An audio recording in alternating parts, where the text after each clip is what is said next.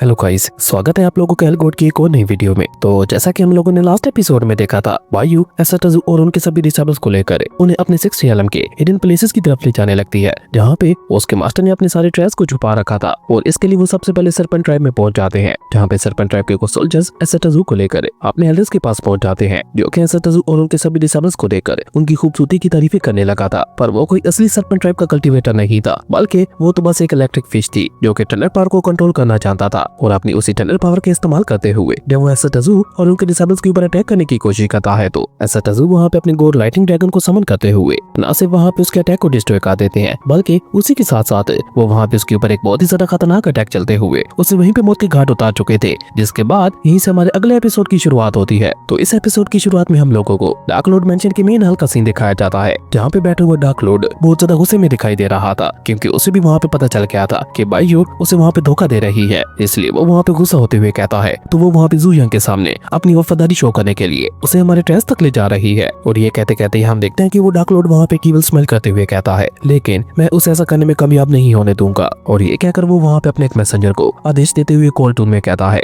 जल्दी से अपने लोगों को लेकर जाओ और उन सारे ट्रेस की लोकेशन को बदल दो। जू यंग को रोकने का यही रास्ता है। अपने डार्क लॉर्ड की ये बात सुनकर हम देखते हैं कि बेचारा वो मैसेंजर वहाँ पे घबराते हुए कहता है, पर मास्टर, आपके सबसे पावरफुल डिसेबल जियांगलिंग भी जू यंग को नहीं रोक पाए थे, तो मैं भला अकेला जू यंग का मुकाबला कैसे कर पाऊंगा। और ये कहकर वो डर के मारे घबराते हुए अपना सर झुका लेता है। अपने उस मैसेंजर की ये बात सुनकर हम देखते हैं कि वो डार्क लॉर्ड वहाँ पे कॉल टून में उससे जवाब देते हुए कहता है, मैंने कब कहा कि तुम्हें जाकर जू यंग को रोकना है, तुम्हें बस उन ट्रेस की लोकेशन को बदलना है, क्योंकि इस तरीके से मैं जू यंग के दिमाग में शक पैदा करना चाहता हूँ। अपने डार्क लॉर्ड का ये प्लान सुनकर हम देखते हैं कि वो मैसेंजर भी वहाँ पे उनकी तारीफ करते हुए कहता है, डार्क लॉर्ड, आपका ये प्लान वाकई बहुत ज्यादा कमाल का है, और क्योंकि बायू ने हमें धोखा दिया है, तो ऐसे गद्दार की यही सजा होनी चाहिए थी। वाकई आपने बहुत ही अच्छा प्लान बनाया है, इससे सांप भी बच जाएगा और लाठी भी नहीं टूटेगी। आप चिंता मत कीजिए, मैं अभी जाकर उन सारे ट्रेस की लोकेशन को बदलने का इंतजाम करता हूँ। आपने उस मैसेंजर की ये बात सुनकर हम देखते हैं कि डार्क लॉर्ड के फेस के ऊपर भी एक ईवल स्माइल आ जाती है, और वो वहाँ पे ऐसा जू यंग को याद करते हुए कहता है, जू यंग, अब आएगा असली मजा। खैर उसके बाद सीन चेंज होता है और हम लोगों को 6 आलम के एक फॉरेस्ट का सीन दिखाया जाता है, यहाँ पे बायू एसएटजू और उनके सभी डिसेबल्स को लेकर अपने अगले हिडन प्लेस की तरफ जा रही थी। और रास्ते में बायू अपनी तारीफें करते हुए कह रही थी, आप लोग यकीन नहीं करोगे, लेकिन अगर पूरे 6 आलम के अंदर ट्रायर हंटिंग का कंपटीशन होता है, तो मुझे नंबर 1 पे आने से कोई भी नहीं रोक पाएगा, क्योंकि ट्रायर हंटिंग के मुकाबले में कोई भी मेरा मुकाबला नहीं कर सकता। बायू की ये सारी बातें सुनकर हम देखते हैं कि बर्निक्रो वहाँ पे गुस्सा होते हुए कहता है, तुम क्या बस बातें ही करती रहोगी या फिर हमें ट्रेस तक भी ले जाओगी। बर्निक्रो की ये बात सुनकर हम देखते हैं कि बायू वहाँ पे एक बड़े से पेड़ के पास जाते हुए एसएटजू से कहती है, एसएटजू, अब गौर से देखिएगा, क्योंकि अब मैं आपके सामने ट्रेस के एक पूरा ढेर लाने वाली हूँ, और जानते हो आप ये मैं कैसे करने वाली हूँ, अपनी अल्टीमेट टेक्निक की मदद से। इसका इस्तेमाल करते हुए मैं किसी भी चीज को ट्रेस में बदल सकती हूँ। और ये कहकर वो वहाँ पे अपनी बैम्बू स्टिक का इस्तेमाल करते हुए वहाँ पे पड़ी हुई एक बड़ी सी चट्टान को उठाकर साइड पे कर देती है, और बहुत ही कॉन्फिडेंट तरीके के साथ पलटकर वहाँ पे एसएटजू और उनके डिसेबल्स की तरफ देखते हुए कहती है, तो अब बताइए कैसा लगा मेरा सरप्राइज से। लेकिन बायू की ये बात सुनकर हम देखते हैं कि एसएटजू के सभी डिसेबल्स वहाँ पे काफी ज्यादा कंफ्यूज दिखाई दे रहे थे, जो देखकर बायू भी वहाँ पे थोड़ा परेशान होकर उनसे सवाल करते हुए पूछती है, आखिर तुम सभी लोग इतना ज्यादा कोल्ड रिएक्शन क्यों दे रहे हो, तुम्हें तो अब तक एंट्रेंस को देखकर हैरान हो जाना चाहिए था। लेकिन ये कहकर जब बायू खुद वहाँ पे पलटकर पीछे की तरफ देखती है, तो उसका वो हिडन प्लेस वहाँ पे खाली हो चुका था, जो देखकर तो बेचारी बायू को वहाँ पे पूरे 440 वोट का झटका लगता है, और वो वहाँ पे ऑलमोस्ट चिल्लाते हुए कहती है, ये क्या हो गया, मेरे सारे ट्रेस कहाँ गए। और ये कहकर वो सीधे वहाँ पे उस खड्डे के अंदर जंप लगा देती है, जो देखकर बर्निक्रो वहाँ पे आगे बढ़कर उसका मजाक उड़ाते हुए कहता है, तुम यहाँ की मिट्टी का इस्तेमाल करके उसे ट्रेस में बदलने वाली थी, जबकि यहाँ पे तो उल्टा हो गया, उल्टा तुम्हारे ट्रेस ही यहाँ पे मिट्टी में मिल गए। और देखो यहाँ पे तो छोटी छोटी तितलियां भी मौजूद हैं, मुझे लगता है ये भी तुम्हारे ट्रेस ही होंगे। जबकि सामने की तरफ हम देखते हैं कि बेचारी बायू तो वहाँ पे खुदाई करते हुए अपनी ट्रेस को तलाश करने की कोशिश कर रही थी, कि तभी बर्निक्रो सीधा वहाँ पे उसके पास जाते हुए कहता है, बायू, हमें सच सच बताओ, क्या तुम वाकई दिल से हमें अपने ट्रेस देना चाहती भी हो या नहीं। कहीं ऐसा तो नहीं ना कि हमारे यहाँ पे आने से पहले ही तुमने किसी से कहकर अपने सारे ट्रेस को सीक्रेटली किसी और जगह पे मूव कर दिया हो,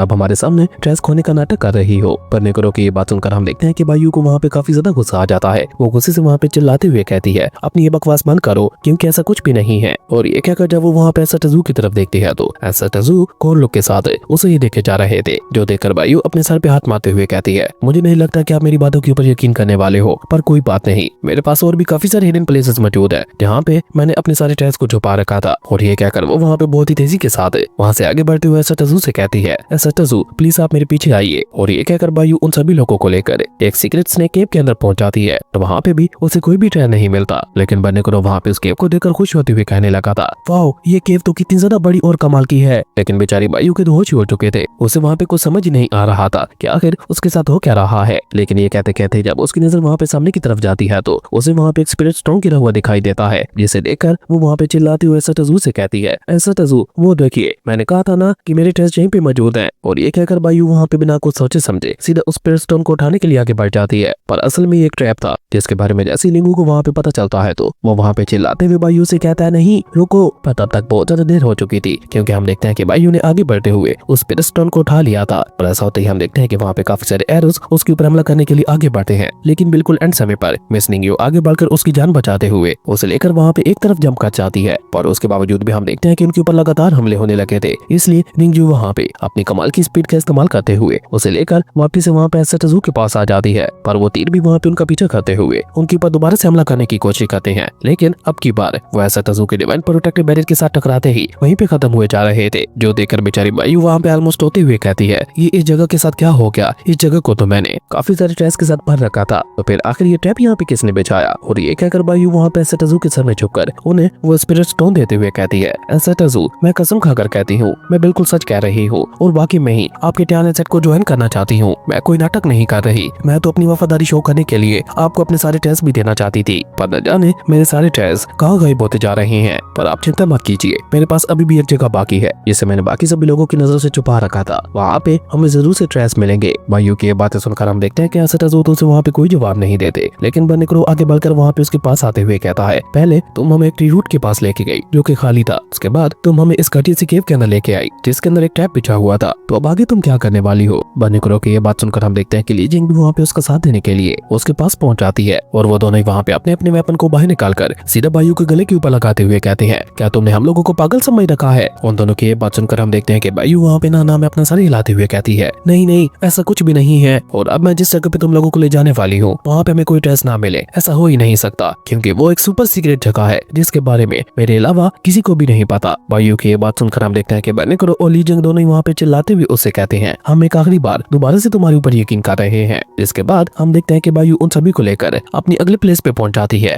लेकिन वहाँ पे भी उन्हें कोई भी ट्रैप देखने को नहीं मिलता। लेकिन इस दौरान हम देखते हैं कि वहाँ पे एक डार्क कल्टीवेटर भागने की कोशिश कर रहा था, जिसे देखकर ल्यूजियन वहाँ पे अपनी टनल पावर का इस्तेमाल करते हुए उसके ऊपर अटैक करके उसे वहीं पे गिरा देता है। जबकि सामने की तरफ हम देखते हैं कि बायू उस जगह को भी खाली देखकर कोमो में चली जाती है, और वो चुपचाप पीछे की तरफ गिरते हुए एसएटजू से कहती है, अब मैं कुछ भी नहीं कहना चाहती और ना ही मेरे पास कुछ कहने के लिए बचा है, आगे बढ़िए और मुझे खत्म कर दीजिए, शायद मेरी किस्मत में ऐसे ही मरना लिखा था। बायू की ये बात सुनकर हम देखते हैं कि मिस निंग्यू के फेस के ऊपर स्माइल आ जाती है, जबकि एसएटजू कॉल टून में उससे कहते हैं, उठ जाओ। एसएटजू की ये बात सुनकर हम देखते हैं कि बायू भी वहाँ पे हैरान होकर अपनी जगह पे उठते हुए कहती है, एसेस्टर क्या आपको मेरी बातों के ऊपर यकीन हो रहा है। जिस पर एसएटजू तो उसे वहाँ पे कोई जवाब नहीं देते, लेकिन मिस निंग्यू उसे वहाँ पे जवाब देते हुए बताती है, अगर एसएटजू को तुम्हारी बातों के ऊपर यकीन ना होता तो क्या एसएटजू तुम्हें यहाँ पे जिंदा छोड़ते, तुम अभी तक जिंदा हो, इसका मतलब है कि एसएटजू को तुम्हारे ऊपर यकीन है। और ये कहकर मिस निंग्यू भी वहाँ पे एसएटजू के पीछे चली जाती है, लेकिन बायू को तो अभी तक भी वहाँ पे कुछ समझ नहीं आ रहा था कि आखिर यहाँ पे ये सब हो क्या रहा है, और एसएटजू और उनके सभी डिसेबल्स को उसके ऊपर यकीन कैसे है। अब इस बात का जवाब देने के लिए बर्निक्रो सीधा वहाँ पे उसके पास जाते हुए कहता है, बायू क्या तुम्हें वाकई में अभी तक भी समझ नहीं आ रहा, कोई जानबूझकर तुम्हारे ट्रेस को चुरा रहा है ताकि हमें तुम्हारे ऊपर शक हो और हम तुम्हें खत्म कर सके। यू नो डिवाइड एंड कंकर स्कीम, मुझे पता है तुमने इसके बारे में जरूर सुना होगा। कोई चाहता है कि हम दोनों आपस में लड़े और कोई तीसरा इस बात का फायदा उठा सके, और यहाँ पे ये तीसरा कोई और नहीं बल्कि वही है जो कि धीरे धीरे तुम्हारे ट्रेस को गायब कर रहा है। पर हाँ, अब एक बात का ध्यान रखना, तुम हमारे टैलेंट सेट का हिस्सा बन चुकी हो, तो अब तुम्हारे सारे ट्रेस भी हमारे टैलेंट सेट के हैं, क्योंकि तुमने अपने सारे ट्रेस को एसएटजू को देने का वादा किया था। इसलिए अब जब वो ट्रेस मिलेंगे तो उनके ऊपर हमारे टैलेंट सेट का हक होगा। और ये कहकर बर्निक्रो भी वहाँ से चला जाता है, जो देखकर बायू जल्दी से अपनी जगह पे खड़ी होकर चिल्लाते हुए उससे कहती है, तो इसमें कौन सी बड़ी बात है, मैं तुम लोगों को अपने ट्रेस देना चाहती थी, इसलिए तो उस जगह पे लेकर आई थी। आप लोगों को यकीन नहीं होगा पर मेरा ट्रेयर वोल्ट इतना ज्यादा बड़ा था जितना एक बैम्बू फॉरेस्ट बड़ा होता है, और हाँ मैं अभी भी अपने वादे पे कायम हूँ, वो सारे ट्रेस मैं एसएटजू को दे चुकी हूँ, तो अब उन ट्रेस के ऊपर एसएटजू और टैलेंट सेट का हक है। बायू की ये बात सुनकर हम देखते हैं कि ल्यूजियन उसे वहाँ पे जवाब देते हुए कहता है, हाँ वो सब तो ठीक है, लेकिन अब हमें जितना जल्दी हो सके उस चोर को तलाश करना होगा जो कि तुम्हारे ट्रेस को चुरा रहा है। लेकिन वैसे बॉस अगर मैं सच कहूँ तो ये अच्छा ही हुआ, हम लोगों को अलग अलग जगहों पे जाकर उन सारे ट्रेस को इकट्ठा करना पड़ता जिसमें बहुत ज्यादा समय लग जाता, पर अब हम लोगों को वो सारे के सारे ट्रेस एक ही जगह पे मिल जाएंगे, इसलिए उन्हें इकट्ठा करने में भी ज्यादा परेशानी का सामना नहीं करना पड़ेगा। और साथ ही साथ वो लोग जो कि ट्रेस को चुराना चाहते थे उन लोगों को भी वहाँ पे खत्म कर देंगे। उन लोगों की ये बातें सुनकर हम देखते हैं कि बायू वहाँ पे हैरान होते हुए कहती है, आखिर ये लोग किस मिट्टी के बने हुए हैं, ये लोग कभी परेशान भी होते हैं या नहीं। और ये कहकर वो वहाँ पे चिल्लाते हुए कहती है, पर उन कमीनों को तो मैं कभी नहीं छोड़ने वाली जिन्होंने मेरे ट्रेस को चुराया। मैं उन सभी लोगों को तलपा तलपा के मारने वाली हूँ। और ये कहकर वो भी वहाँ पे एसएटजू के पीछे जाते हुए कहती है, सिस्टर प्लीज मेरे लिए भी रुकिए। खैर उसके बाद सीन चेंज होता है और हम लोगों को स्नेक ट्रैप की केव का सीन दिखाया जाता है, जो के अंदर से बिल्कुल किसी जाल की तरह दिखाई दे रहा था। यानी कि वो कोई केव नहीं थी बल्कि स्नेक नेस्ट था और वहाँ पे सारे ट्रेस को एक ही जगह पे शिफ्ट किया जा रहा था, जो देखकर स्नेक लीडर वहाँ पे किसी को ग्रीट करते हुए कहता है, मास्टर जैसा कि आपने कहा था हमने सारे ट्रेस को शिफ्ट कर दिया है और प्लीज अब आप भी अपने वादे के मुताबिक बताइए हमारे स्नेक ट्राइब के उन मेंबर्स को किसने मारा था। और इस दौरान हम लोगों को वहाँ पे ये भी जानने को मिलता है कि स्नेक ट्राइब का लीडर जिसे अपना मास्टर कह रहा था वो कोई और नहीं बल्कि डार्क लॉर्ड का मैसेंजर था, जो कि स्नेक लीडर की बात सुनकर वहाँ पे हंसते हुए कहता है, क्या तुमने अपने स्नेक ट्राइब के मरे हुए उन लोगों की डेड बॉडीज को चेक नहीं किया था? क्या उनसे तुम्हें किसी का भी और महसूस नहीं हो रहा था? और वो छोड़ो, क्या तुम लोगों को ये भी नहीं पता कि अभी कुछ दिन पहले कोई आउटसाइडर तुम लोगों की स्नेक टेरिटरी के अंदर आया था? उस पर्सन की ये बात सुनकर हम देखते हैं कि स्नेक लीडर को वहाँ पे एक बहुत बड़ा झटका लगता है। तभी उसका एक चेला वहाँ पे आगे बढ़कर उसके कान में कुछ बताता है, जो जानकर तो वो वहाँ पे और भी ज्यादा गुस्सा होते हुए कहता है, मास्टर आप क्या कहना चाहते हो कि हमारे मेंबर्स को मारने के पीछे टैलेंसेट का हाथ है? स्नेक ट्राइब के लीडर की ये बात सुनकर हम देखते हैं कि वो कल्टीवेटर वहाँ पे अपनी जगह पे खड़ा होते हुए उससे कहता है, तुम उतने ज्यादा बेवकूफ भी नहीं हो जितने ज्यादा दिखाई देते हो। और हाँ, अब एक बात का ध्यान रखना, ये सारे के सारे ट्रेस हमारे डार्क लॉर्ड को बिलोंग करते हैं, इसलिए अब अगर इनमें से कोई एक सिंगल ट्रेस भी गायब होता है तो उसका अंजाम तुम्हारे पूरे स्नेक ट्राइब को भुगतना पड़ेगा। और ये कहकर वो कल्टीवेटर वहाँ पीवल स्मेल करते हुए वहाँ से चला जाता है। ट्रैप के पीछे की तरफ हम देखते हैं कि स्नेक ट्राइब का वो लीडर वहाँ पे गुस्सा होते हुए कहता है, समझ गया मास्टर। और ये कहकर वो वहाँ पे अपने लोगों को आदेश देते हुए कहता है, जल्दी से हमारे क्लैन के सभी डिसेबल्स को इकट्ठा करो, छोटे से छोटे डिसेबल को भी यहाँ पे बुला लो, क्योंकि चाहे कुछ भी हो जाए हमें उजुयांग के साथ साथ टैलेंसेट को खत्म करना ही होगा। उसके ऐसा कहते ही हम देखते हैं कि वहाँ पे उसकी बॉडी से इतना ज्यादा खतरनाक स्पिरिचुअल ऑरा रिलीज होता है कि उसके इम्पैक्ट की वजह से वो पूरा का पूरा एरिया वहाँ पे हिलने लगा था। जिसके बाद सीन चेंज होता है और हम लोगों को दोबारा से 6 LM के फॉरेस्ट का सीन दिखाया जाता है, जहाँ पे एसएटजू अपने सभी डिसेबल्स के साथ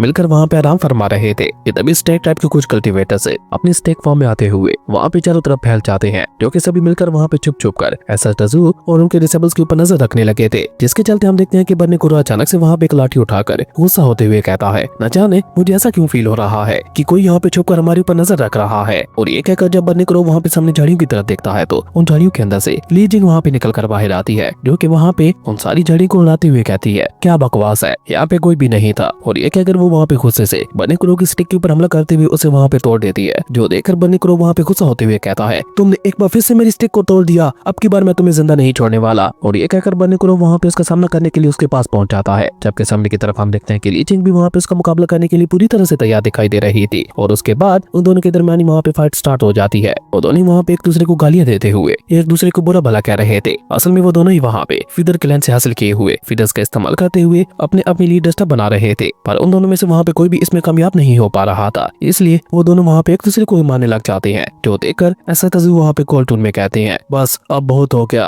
और ये कहकर एसएटजू वहाँ पे अपनी डिवाइन सुप्रीम एनर्जी का इस्तेमाल करते हुए अपने फिंगर को हल्का सा झटका देते हैं। और उनके ऐसा करते ही हम देखते हैं कि वो डस्टर खुद ब खुद ही वहाँ पे क्रिएट होना शुरू हो जाते हैं, जिनको बनाने के बाद एसएटजू वहाँ पे कॉल टून में उन दोनों से कहते हैं, लो तुम्हारा काम मैंने कर दिया। ऊपर से इस मौके का फायदा उठाकर वायु जल्दी से वहाँ पे आगे बढ़कर उस डस्टर को पकड़कर सीधा वहाँ पे एसएटजू के पास ले जाते हुए कहती है, ये लीजिए बॉस। जो देखकर बन्नी कुरो और ली जिंग दोनों ही वहाँ पे उसे गाली देते हुए कहते हैं, ये कमीना पांडा तो हमसे भी ज्यादा चालाक निकला, देखो तो सही कैसे ये बॉस की चापलूसियां कर रहा है। उसके बाद हम देखते हैं कि वो दोनों ही वहाँ पे आगे बढ़कर वायु के हाथों से उस डस्टर को छीनते हुए कहते हैं, ये मेरा है, छोड़ दो इसे। अब उन दोनों की फाइट में वायु भी शामिल हो जाती है, जिसके बाद तो वो तीनों वहाँ पे इसी तरह से आपस में झगड़ने लगे थे। खैर इस दौरान हम देखते हैं कि ल्यूजियन और डोंगमी जो कि वहाँ पे टेस्ट के बारे में पता लगाने के लिए गए हुए थे, वो भी वहाँ पे वापस लौट आते हैं। और आते साथ ही वो दोनों वहाँ पे एसएटजू को ग्रीट करते हुए कहते हैं, इस सब के पीछे स्नेक ट्राइब का हाथ है और उन लोगों ने वो सारे ट्रेस स्नेक नेस्ट के अंदर छुपा रखे हैं। उन दोनों की ये बात सुनकर हम देखते हैं कि एसएटजू वहाँ पे मुस्कुराकर हमें अपना सर हिलाते हुए कहते हैं, बहुत अच्छे। और साथ ही साथ वो वहाँ पे कोल्ड टून में उन तीनों से कहते हैं, बस अब बहुत हो गया, शांत हो जाओ। एसएटजू कैसा कहते हैं हम देखते हैं कि वो तीनों भी वहाँ पे शांत हो जाते हैं। जिसके बाद सीन चेंज होता है और हम लोगों को स्नेक ट्राइब का सीन दिखाया जाता है। ये वही जगह थी जहाँ पे एसएटजू और उनके डिसेबल्स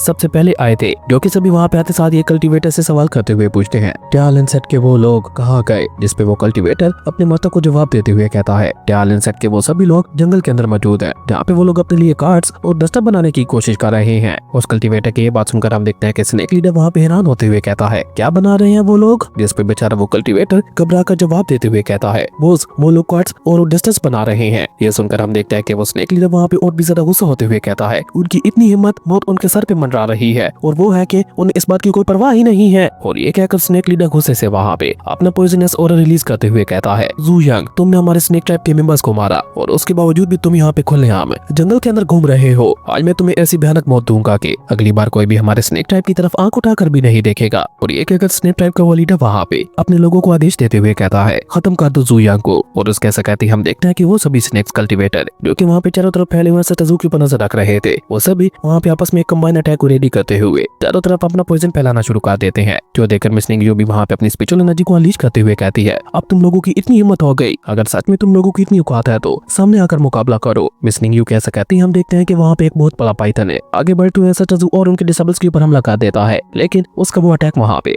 सतजू या फिर उनके डिसेबल्स को हिट कर पाता। उससे पहले हम देखते हैं कि सतजू अपनी डिवाइन प्रोटेक्टिव बैरियर को एक्टिवेट कर लेते हैं, जिसके साथ जाकर जैसे ही वो पाइथन बीस्ट टकराता है तो वहाँ पे एक बहुत ही ज्यादा बड़ा एनर्जी ब्लास्ट हो गया था। हालांकि वो पाइथन बीस्ट इतना ज्यादा बड़ा और खतरनाक था कि वो पूरे के पूरे पहाड़ तक को डिस्ट्रॉय कर सकता था, लेकिन सतजू तो उसे देखकर वहाँ पे खड़े भी नहीं होते। जो देखकर वो पाइथन वहाँ पे सतजू से सवाल करते हुए पूछता है, तुमने मेरे स्नेक ट्राइब के लोगों को क्यों मारा था? उस पाइथन की ये बात सुनकर हम देखते हैं कि सतजू तो उसे वहाँ पे कोई जवाब नहीं देते, लेकिन ली चिंग वहाँ पे अपने वेपन को बाहर निकाल कर आगे बढ़ते हुए गुस्से से कहती है, कहीं तुम उस इलेक्ट्रिक फिश के बारे में बात तो नहीं कर रहे जो कि स्नेक होने का दिखावा कर रहा था? हाँ, तो उसके मरने के पीछे उसकी अपनी गलती है, क्योंकि सबसे पहले उसने हमारे सतजू को टारगेट किया था। इवन वो तो अपने क्लैन मेट्स को टॉर्चर करते हुए उन्हें भी खत्म करता जा रहा था। उल्टा हम लोगों ने तो उसे खत्म करते हुए तुम्हारे स्नेक टाइप के आम लोगों को बचाया था। उसके लिए तो तुम्हें हमारा शुक्रगुजार होना चाहिए, जबकि तुम होके हमारे ऊपर अटैक करने चले हो। ली जिंग की ये बात सुनकर हम देखते हैं कि वो पाइथन वहाँ पे गुस्से से दहाड़ते हुए कहता है, अपनी ये बकवास बंद करो। और ये कहकर वो वहाँ पे अपना बड़ा समूह खोल कर जैसे ही उसके ऊपर अटैक करने के लिए आगे बढ़ता है तो तभी अचानक हम देखते हैं कि सतजू वहाँ पे अपनी डिवाइन सुप्रीम एनर्जी का इस्तेमाल करते हुए अपने हाथ खोलकर सा झटका देते हैं, जिसके चलते हम देखते हैं कि वो बड़ा सा पाइथन बीस्ट वहाँ पे उड़ते हुए पीछे जा गिरता है। और साथ ही साथ